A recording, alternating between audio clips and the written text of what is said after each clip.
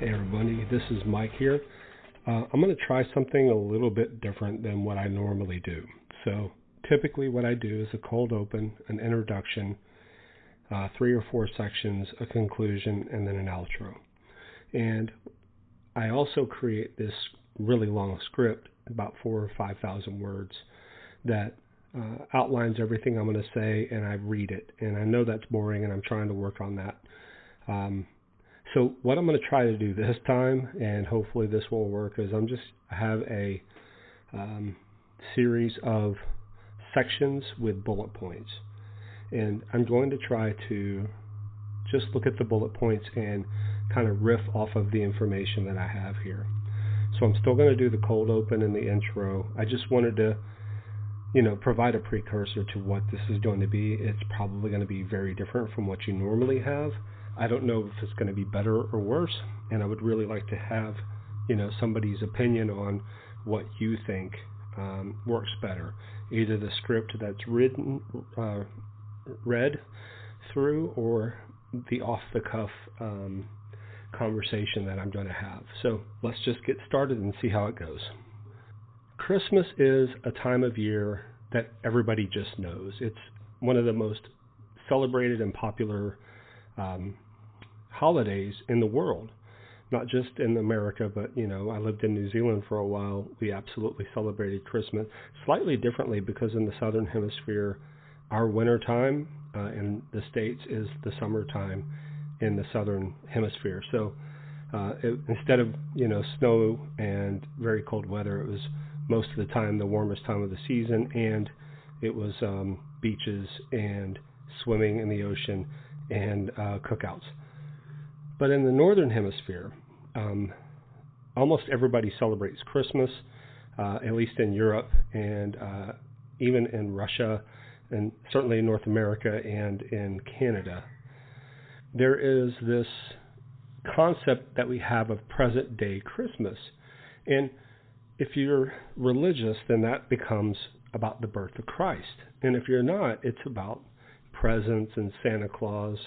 And even the Christians sort of celebrate with presents and Santa Claus as well. So it's kind of like a mixed bag of things that you get along Christmas. But the most important aspects of it are family, community, communion, and celebration.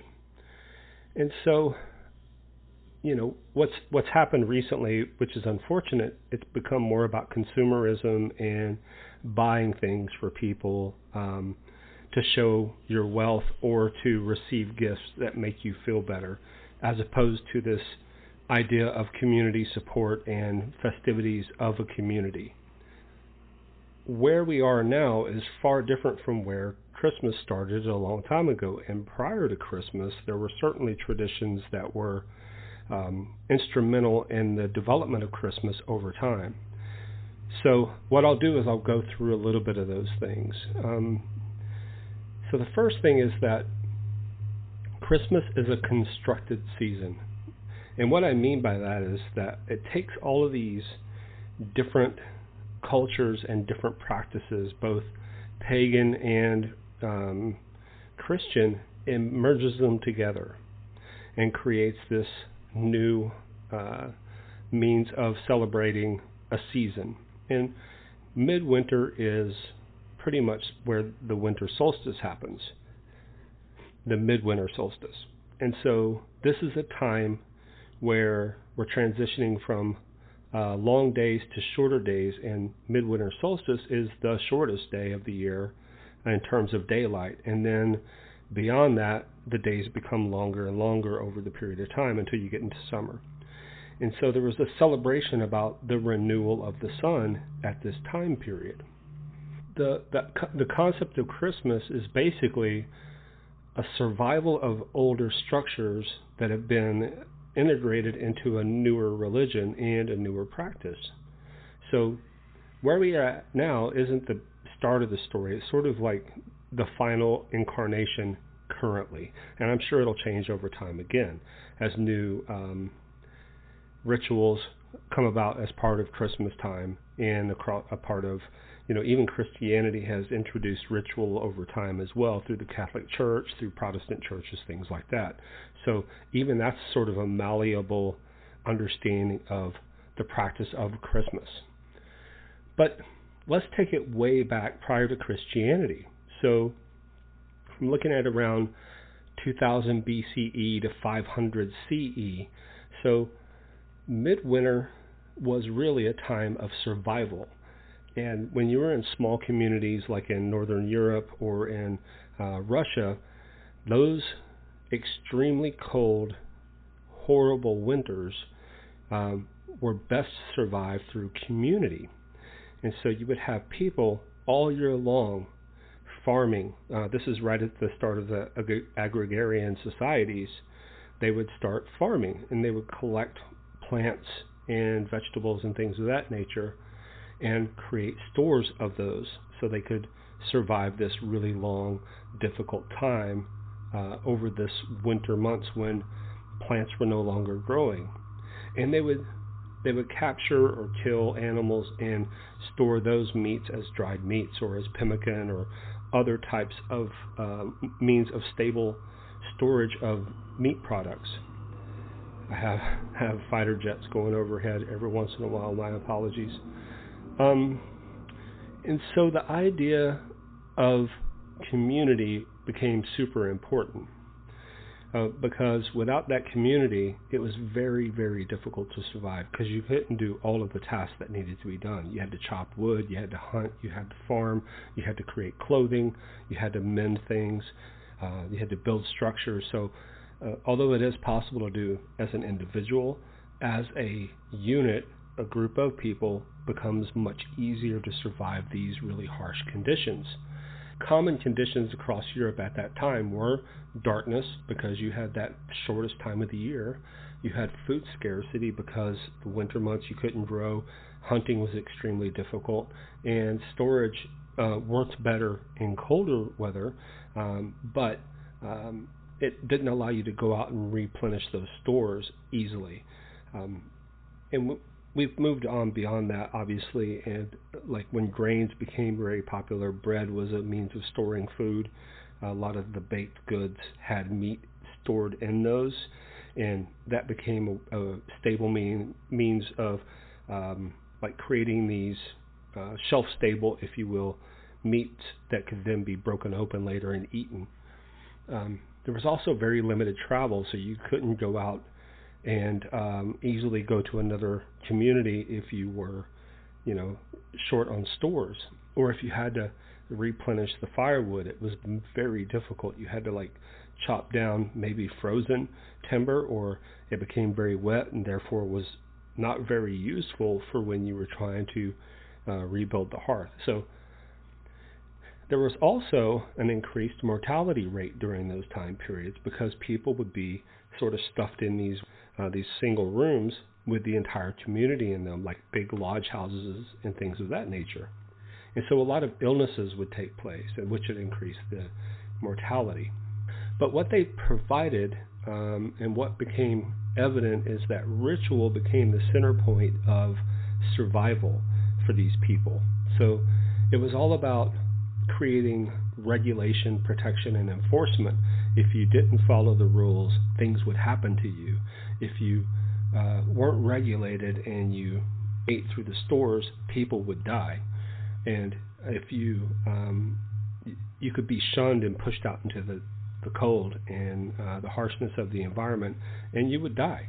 So rules and regulations and rituals were super important aspect of that.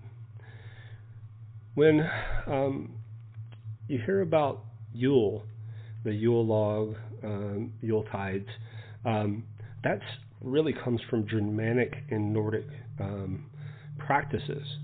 So, and they created these sagas around Yule.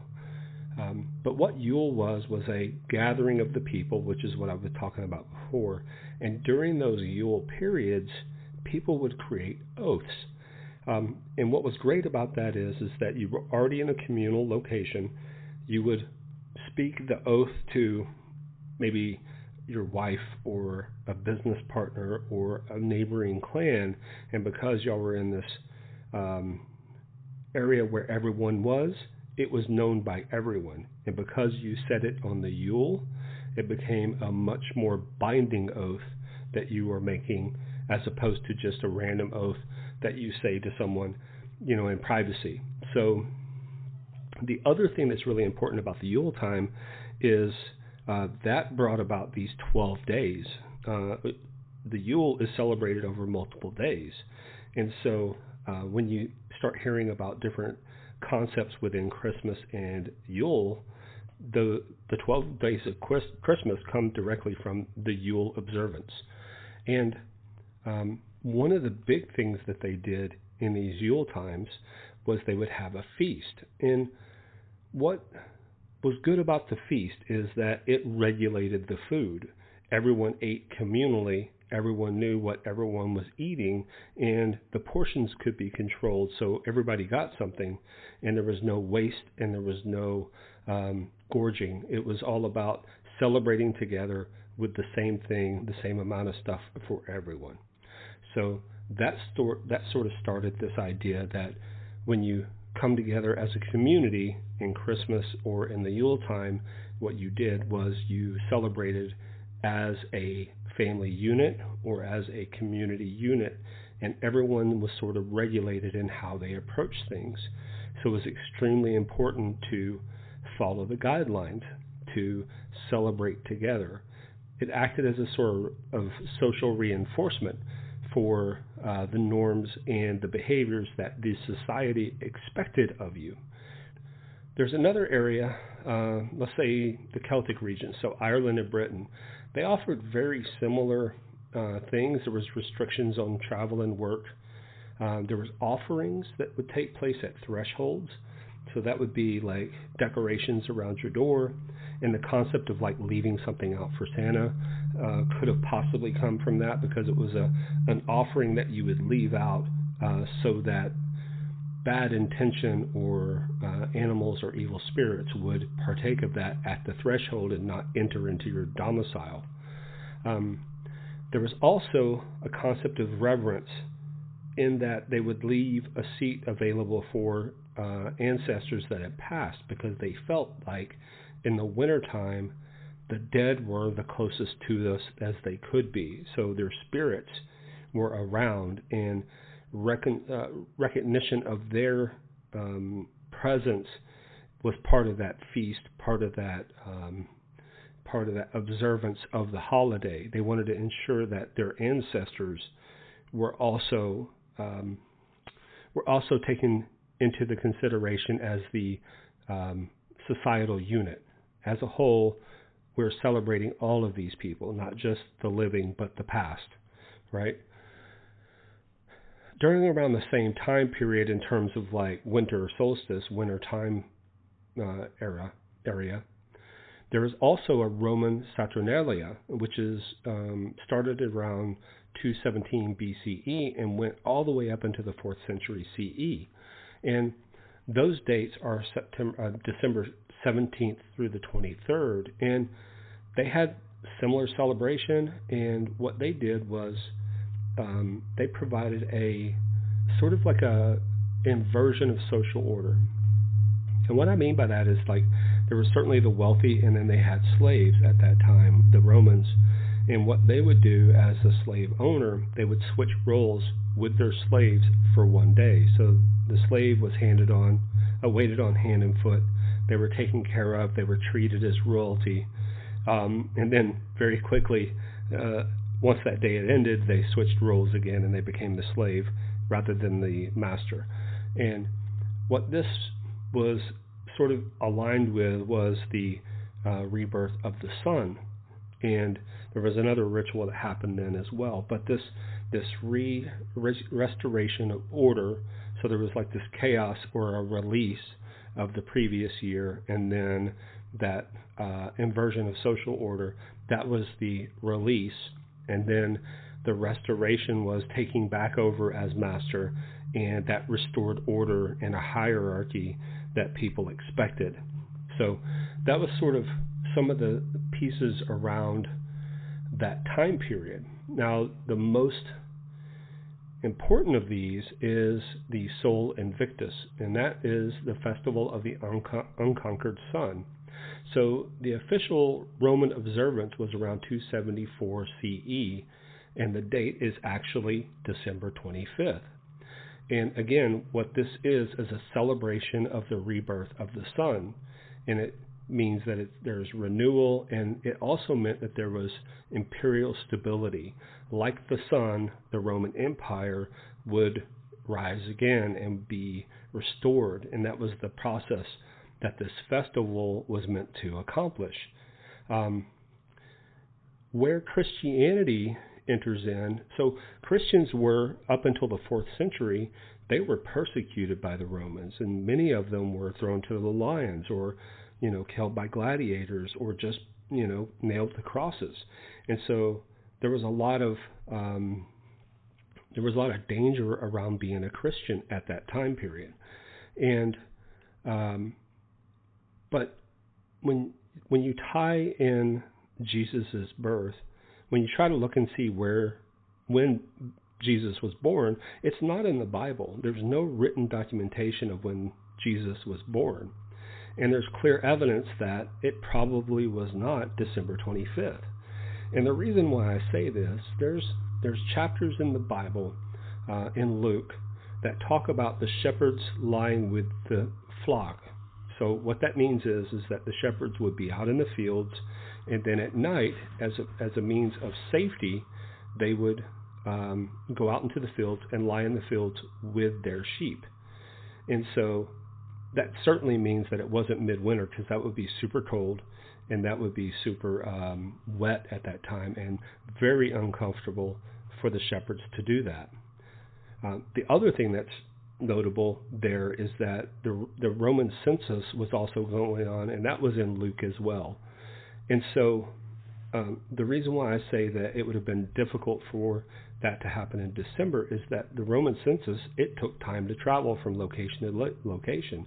The Roman Empire was huge, and they would not have chosen these wet, cold conditions where there was snow, mud, ice. These conditions would be very difficult to travel through just to take a census. It doesn't make any sense. And so it's very likely that Jesus was born either in spring or early fall, because those were the time periods that most of those things took place.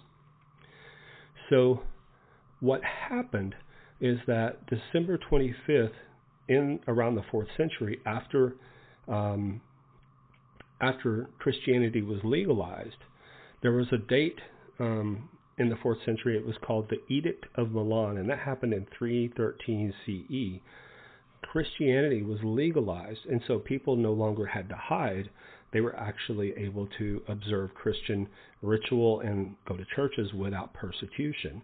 And later on, obviously, many of the Roman emperors became Christians themselves, and therefore it became the preferred and the most common religion of Rome and of Italy. And so what I think happened is that as a time of observance for the unconquerable sun ritual, people were celebrating Christ's birth at the same time as a means of celebrating their the secular and non-secular time periods at the same time.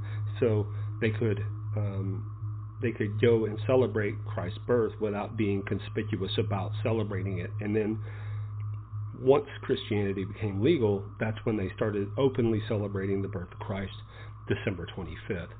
And so, it's really interesting to find that over that time period, people just gradually moved into that space and using that time period, that celebration, as a means of celebrating Christ. Now, there's a little bit of a strangeness here, and this is sort of out of context, but bear with me. So in Serbian regions like Arctic Eurasia or Siberia, there's the Sami and neighboring cultures. They had this tradition as well, where they had these, and this is pre-Christian, by the way, but it also continued on into the early modern periods. They had this shamanistic practice. So during the winter, especially in Siberia and some of those areas, the people would get snowed into their houses, into their communal areas. And what would happen is these shamans would come and enter into the cabins or enter into their domiciles through an opening in the roof or through, some hatch that was made specifically for that purpose. And what the shaman would do is they would be dressed in red and white, and they would bring Amanita muscaria, which is basically a psychedelic or psychotropic mushroom. And what's interesting about that mushroom is that it's red with white dots. And so what they would do is, because these people were stuck inside, they would bring this like a tiding to them, and there was a ritual involved of ingestion of this psychotropic substance, and they would have ceremonies, and they would have a vision experience. And what that was meant to do is, because you were confined in this cabin, there was this concept of like this spirit journey outside of your body and outside of yourself to help you through the coming year, kind of a rebirth of body and person. Now, what's interesting about the Amanita muscaria is that it grows under pines and birch, which, when you look at Christmas trees, those are brought inside. Those are typically pine trees, and you place presents underneath the pine trees, which again, many of the presents earlier were red and white. So it's almost like this symbolic gesture of the Amanita muscaria being supplied as a present to you under the Christmas tree. So there's that element of it, which sort of brings me into the pagan aspects and pagan ritual inheritance that eventually went from these pagan groups into Christianity and into modern day Christmas. So one of the biggest aspects of that is the lighting of the hearth fires. And if there's a lot of information around gathering around the hearth or keeping the hearth warm, or all of these things about making the house warm and cozy. Well, that was ceremonial in these places. The fire had to continuously burn at all times.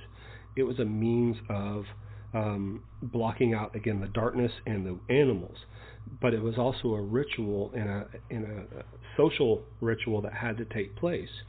And if they built another place, then they would kindle another hearth. It was a ritual around that as well. They were ensuring that light was permeating these areas. This created sort of like a threshold awareness, like outside of that doorway was darkness and danger and the cold, and inside was warm and hospitable and family and community. So that idea of the hearth is instrumental, actually. What we keep in Christianity is like the dates, the gatherings, and the seasonal focus, and so it's a continuity of all these things that have come before it. And one of the things that came before that is, like we have Santa Claus now, but what came before him, before he started saying you were naughty or nice, there were creatures that were actually used as a means of enforcement and threat, and a way to incite control over the community. And one of those, which is very famous, and you've seen movies about it, which is Krampus. Now, the Krampus is this creature that's beast-like. It's tall, it's horns, hairy, and it has cloven hooves. And it carries a sack around and a switch or a rod that it would put the kids in the bag if they were bad and beat them with it. So one of the ideas is that when you have these children that are confined in these spaces for long periods of time, they are going to start to be bored and create trouble.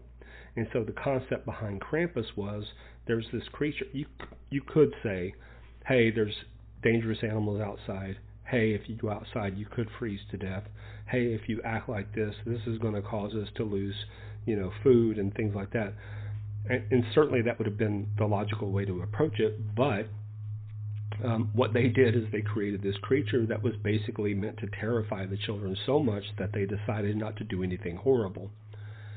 Now, there's another possibility there, and this is kind of off the wall, so bear with me. But if you read the Bible, one of the things it talks about is the Nephilim, which is the offspring of angels and humans. And typically those things are talked about as giants, but also abominations. And Pan is meant to be one of those abominations. I think there's a lot of Roman deities and a lot of the Roman demigods and things of that nature, Greek as well, that were actually Nephilim. They were part of this biblical union between the angels and the daughters of man, which was a contractual thing that happened on Mount Hermon, where the angels came down and God had very specific laws about the angels not interfering with the humans. But what happened was that in exchange, legally binding thing that happened, in exchange for technology, the humans allowed their daughters to marry to these angels and therefore created these abominations that were never meant to exist in the first place. So perhaps, if we're going, like extreme theory, conspiracy theory, perhaps the Krampus is the embodiment of one of these beast-like creatures that were the abomination of the Nephilim. So that's one of the creatures that took place. And this is sort of Nordic or Germanic. There's another one which was like a witch, and her name was Perchta. And what she would do is she would come inspect the house, and she would reward you or she would punish you.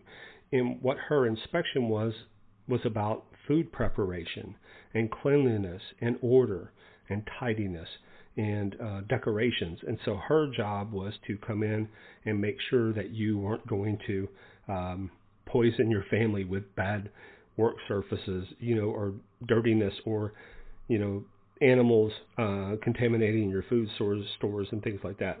So there were very practical purposes for these creatures to exist. Another one was Grýla. So Grýla was another witch, and that she would come down from the mountains and eat children, and this was in Iceland. And so there was very extreme consequences for being a bad kid. Now, in association with Grýla, there was a Yule cat, which was a labor enforcement. So if you did not do your job, then the Yule cat would be a bad omen or bad luck, which was very similar to a black cat in any of the means of people being, I'm trying to use the words here and my brain is not working. Basically, it was sort of a folklore about having bad luck and black cats, and the Yule cat is sort of the start of that. Another group of people which is associated with the Yule are the Yule Lads, and there were 12 or 13 of them, I can't remember which, but their purpose was to explain household disruption. They were basically scapegoats. So if something bad happened, it was one of the Yule Lads that did it. It wasn't you, it wasn't your child, it was this Yule Lad that came into your house and ruined everything, and that blame could be shifted off onto another person without you, suffering the consequences. And then there's one more called Belfana, and she is also a witch, and she was a night visitor, and she would reward or punish based on, how the household was being taken care of. So all of these things are very similar in that they're seasonal in appearance. They move through the night, they enter the home, and they evaluate your behavior. And if you're doing things wrong, then you're punished. And so that's something that still survives to this day, but it's only through St. Nicholas or through Santa Claus. And so let's talk a bit about him. St. Nicholas was an actual person. He was a Turkish saint from the 4th century, and he was basically gifting children things to ensure that they were happy and they were taken care of. So he'd give them toys and food and things of that nature. And he did it in a way that was supposed to be anonymous, but it was found out, and he was not exonerated. He was exalted for his behavior of taking care of the children, and therefore became a saint. Now, the Netherlands had a very similar character, and that character's name was Sinterklaas. Now, Sinterklaas was also one of those people that was entering into your home at night and giving you a present or giving you a punishment, and the punishment would be coal, very much like Santa Claus. And he had a ledger, and in this ledger he would write down those who were good and those who were bad, and that way he could check against the ledger to ensure that people were doing what they were supposed to do. There's this concept that Sinterklaas was also Odin in Norse mythology, and the reason why they say that is that it talks about Odin and the wild hunt and traveling through the sky on these creatures, much like reindeer, traveling through the sky hunting. And basically this is passage of the winter solstice in the winter time, where it's the most dangerous, and the wild hunt was supposed to be extremely dangerous. So there's the sky travel and the reindeer, or the animals that are pulling them through the night sky. So very similar in terms of how Santa Claus is depicted. But in the 19th century, we sort of like stripped all the fangs and teeth off of Santa Claus, and he became this amalgamation of this Saint Nicholas and Sinterklaas. And basically they made him a much softer person, doughy and cheerful and rosy cheeks, and they removed the fear. He was still a universal authority, but it was more about being good for goodness sake as opposed to being judged, which would have been happening earlier, and all of that stuff. All of the different, the different cultures that built up into Christmas as it is now. So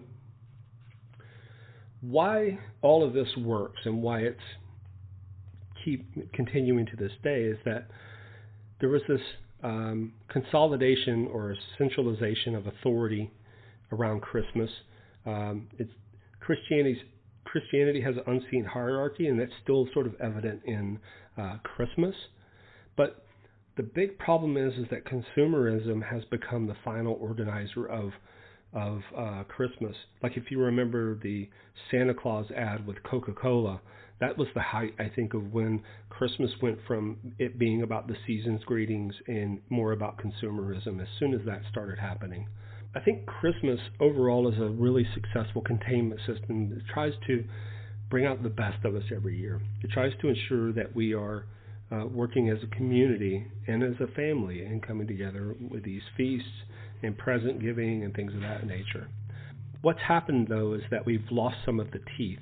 So the supernatural's all but gone from Christmas. There's no real danger in misbehaving, either spiritually, many people think, and obviously there is, but spiritually or socially, it just feels like some of the teeth from these myths, the things that we should have been afraid of, that we lost the fear of, has gone away, and therefore people don't act the same way as they used to. They don't bind together as a community.